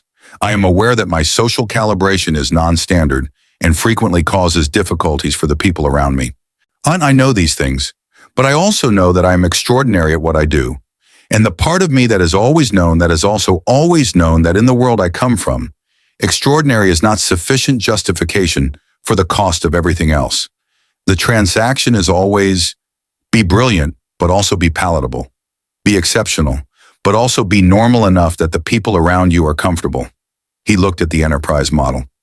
In this universe, Data does not have to apologize for what he is. Worf does not have to minimize what he is. The entire framework is built on the idea that difference is not a problem to be tolerated, but a feature to be valued. He was quiet for a moment. How do I feel about being here? I feel as though I have been cold for a very long time, and someone opened a window and the light came in, and it turns out the light was real, not a simulation, and I am standing in it, and I do not entirely know what to do with that. Picard looked at him for a long time. You belong here, he said quietly. Not as a diplomatic pleasantry, as a considered assessment. Sheldon looked at him. The armored certainty dropped for just a moment. Not collapsed, not abandoned, but briefly set aside, the way a person might set down a bag they have been carrying a long time when they find, unexpectedly, a place to rest. I know, he said. And then, too, because he was still Sheldon Cooper, and the window for unguarded sincerity had a natural duration, beyond which it became uncomfortable. Although I do intend to maintain my position that the Jefferies tube access protocol on Deck 8 requires immediate revision regardless of how I feel about the broader philosophical questions. Picard smiled. It was a genuine smile, the one that appeared when something had struck him as both funny and true simultaneously. The expression the writers of the show had captured well enough that Sheldon recognized it, and the reality of it was better. We'll look into it, Picard said. Sheldon stood. He picked up his notebook. He was almost at the door when the ship's intercom activated with the specific urgency of a communication that the computer had assessed as not permitting the standard deferral to the end of a shift. Bridge to Captain Picard. Lieutenant Commander Data's voice carried the controlled precision of someone reporting a development that is significant and requires the captain's immediate attention. The subspace frequency signal off the port bow has changed. The entity has ceased broadcasting the resonance corridor frequency. Picard was already on his feet. What is it broadcasting now? A pause, very brief, the kind of pause that in Data indicated not processing delay, but the precise calibration of language adequate to an observation that was genuinely unusual. It is broadcasting a single harmonic tone, Kirari, Data said, yet on a frequency specifically consistent with Starfleet first contact protocols, and it has attached a message, Captain. Text only, rendered in standard Federation language. Another pause. The message consists of 4 words. Sheldon had stopped moving at the first change of Data's tone. He stood at the door of the ready room, notebook in hand, and the particular quality of stillness that had come over him was not the stillness of someone who was afraid. It was the stillness of someone who has just heard the first note of a piece of music they recognize. "What for word?" Picard said. Data's voice came through the intercom into the quiet ready room, into the hum of the warp engines and the soft light of a ship at night, with the unhurried certainty of something that had been planning this moment for considerably longer than any of them had been aware. It says, "We have been waiting." Picard and Sheldon looked at each other across the length of the ready room.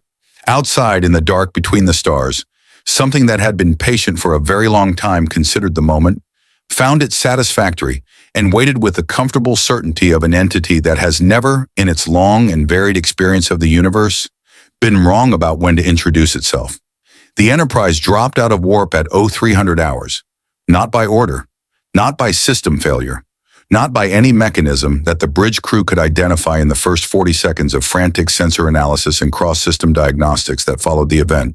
The warp field had simply ceased, went smoothly without the shudder of a containment breach or the alarm cascade of an emergency shutdown, without any of the warning sequences that Starfleet engineers had spent decades designing specifically so that this kind of event would not happen silently.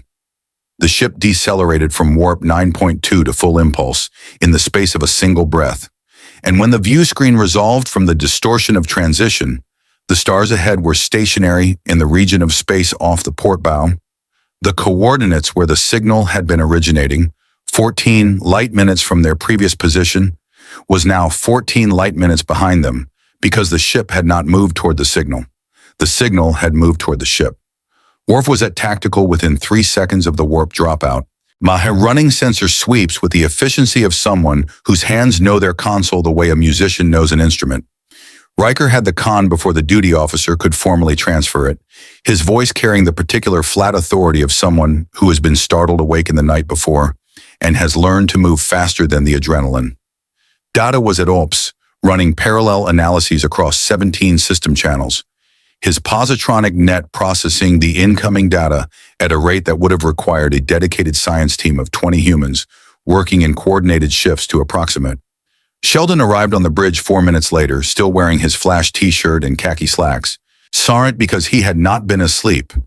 He had been in the corridor outside his quarters arguing with the Gamma shift security escort about whether the escort was technically required to accompany him to the water dispenser 3 meters away, or whether the spirit of the security protocol covered only meaningful displacement, and the ship's deceleration had interrupted the argument by causing both of them to grab the nearest bulkhead simultaneously.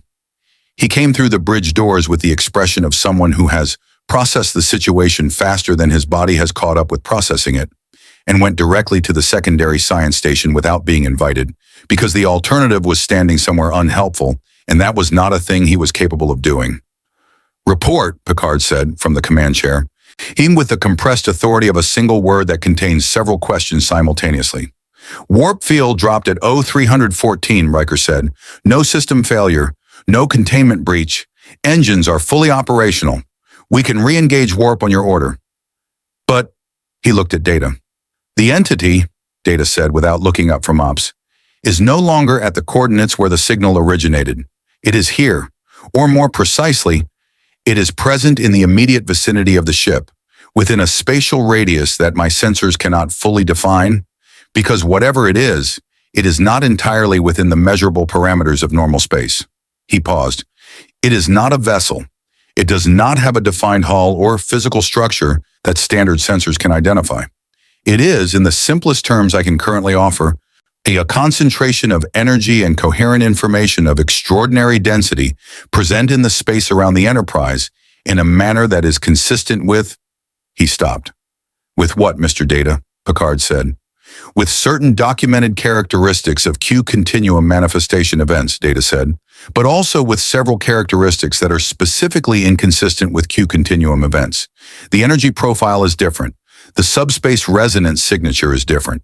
And the specific manner of its arrival, closing 14 light minutes of distance without generating a detectable warp signature or transdimensional event, is different from any Q manifestation in the ship's logs." He tilted his head. Whatever this is, it is not Q, but it is operating at a comparable level of capability, sure, or possibly beyond it. Shields, Worf said, his hand already moving. Hold, Picard said. Worf's hand stopped.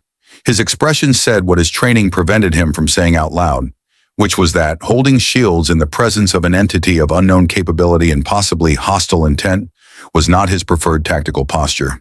His expression said this clearly and with considerable emphasis. It has not acted aggressively, Picard said. It moved us out of warp smoothly and without damage. It delivered a message using our own first contact protocols. It has been, by every behavioral indicator we have, operating at the pace and on the terms of a communication, not an attack. He looked at the view screen. I am going to treat it as such until it gives me a reason not to. Sheldon, at the secondary science station, Otto was running his own analysis alongside Data's, not because he had the processing power to add meaningfully to what Data was doing, but because looking at the raw data himself was the only way his particular cognitive architecture could fully integrate it. He had the resonance corridor frequency on one panel and the entity's current energy signature on another, and he was doing what he had spent 14 months doing in a garage in Pasadena, which was finding the pattern in the numbers that wasn't immediately obvious until you knew what you were looking for. He found it in approximately 4 minutes. Data, he said. I see it, Data said. Then tell me I'm reading it correctly. The entity's energy signature, Data said to the bridge, contains embedded within its broader profile, it's the precise harmonic frequency of the resonance corridor Dr. Cooper created. Not as a broadcast, as we were observing earlier. As a structural component, it is part of what the entity is. He paused. The resonance corridor was not held open by a secondary process. It was held open because the entity that generated it is, in some fundamental sense, continuous with it. The corridor and the entity are not separate phenomena. The corridor is a projection of the entity into Dr. Cooper's home universe. It created the corridor the same way a person might extend a hand. The bridge was very quiet. It reached into my universe, Sheldon said from the science station, with the careful precision of someone reading the implications of a calculation they wish had resolved differently. Found me specifically, planted mathematics in my cognitive processes that I could not independently generate, and engineered my arrival on this ship, on this date, with the foreknowledge I carry as a deliberate act. He looked at Picard. It didn't open a door. It created me as a message and sent me through. Then the question remains, Riker said, with the focused operational directness that was his greatest quality in exactly these moments. What is the message? The answer came from the view screen, not from the communication system, not from the ship's intercom or the subspace relay or any of the transmission pathways that the Enterprise was designed to receive. From the view screen itself, the display surface cycling past its standard visual feed to something that the computer had not generated and could not account for, on a visual field that was not static and not a recording, but something more immediate than either, something that had the quality of a presence rather than a transmission. It was a figure, or rather, the impression of a figure, rendered in light and geometry rather than form, the way a very complex piece of music might suggest a human voice without containing one. It occupied the center of the view screen with the unhurried ease of something that is used to being looked at and has no anxiety about what it will find looking back. It was, Counselor Troy said afterward, in her log entry, that she spent 3 drafts trying to get right, the most profoundly patient thing she had ever encountered. Patient not in the way of someone who is waiting, but in the way of something that exists in a relationship with time that makes waiting and not waiting the same state.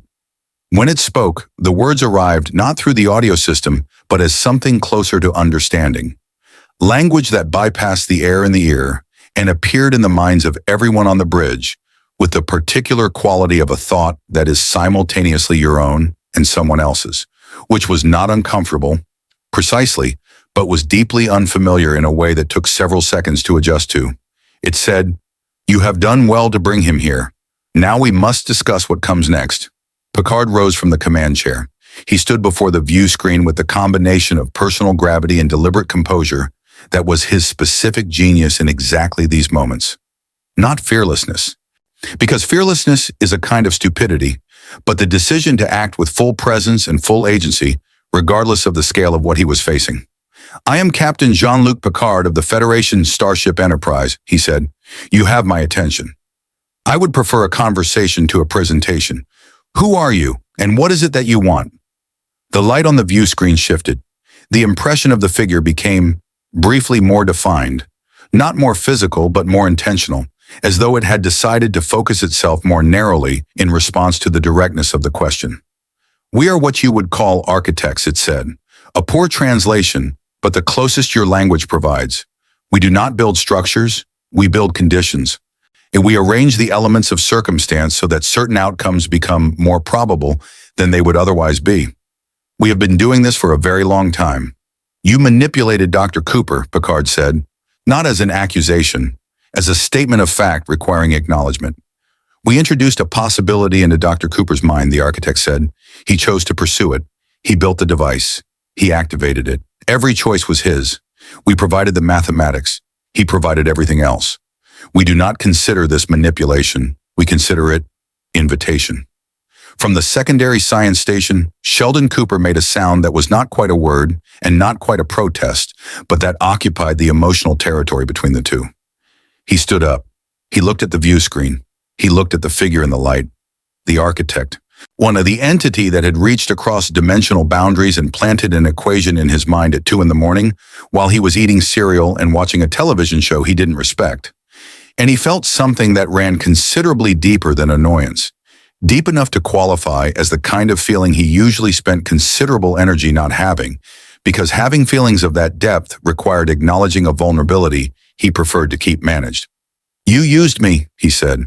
His voice was level, extremely level, in the manner of someone who achieves levelness through considerable effort rather than natural equanimity. "You accessed my cognitive processes without my consent, introduced information that altered the course of my scientific development, or created conditions that resulted in my removal from my home universe without my knowledge or agreement, and you are characterizing this as an invitation. I want to formally register my objection to that characterization. An invitation implies that I had the option to decline. I did not know I had been invited. I did not know there was an invitation. That is not an invitation. That is a kidnapping with extra steps." The architect was quiet for a moment, not the quiet of someone who has been struck speechless, but the quiet of someone who is according the statement the weight it deserves. "You are correct," it said. "The ethical distinction you are drawing is valid. We could have approached you directly. We chose not to because direct approach would have altered the outcome. And the specific configuration of circumstances that was required, your arrival at this precise moment with this precise knowledge in this precise emotional state, could only be produced by the path we chose. We made a calculation that the value of the outcome justified the method. We recognize that you are not obligated to agree." "I don't agree," Sheldon said. "I want that on the record, whatever record this entity keeps." "It is noted," the architect said, and there was something in the not sound of its communication that was not quite humor, but was not entirely unlike it. Picard looked at the view screen. "You said we must discuss what comes next. Tell me what that means." The light shifted again. The figure on the view screen extended, not physically, but in the sense that its presence on the bridge became more defined, more detailed, as though it were choosing to share more of itself now that the preliminary questions had been addressed. "We are architects," it said again, "and we build conditions. We have been building conditions in this quadrant for longer than your Federation has existed. The threats you face, or the ones Dr. Cooper knows about, and the ones he does not, are not random. They are not isolated events in the history of a quadrant developing toward maturity. They are the products of a process, a long, complex, sometimes brutal process of testing and selection and preparation." A pause. "The Borg did not emerge by accident. The Dominion did not emerge by accident. The specific sequence of existential challenges your civilization has faced and will face is not chaos. It is curriculum. The bridge absorbed this." Riker said very quietly. "Curriculum for what?" "For what comes after," the architect said. "What comes after the Dominion?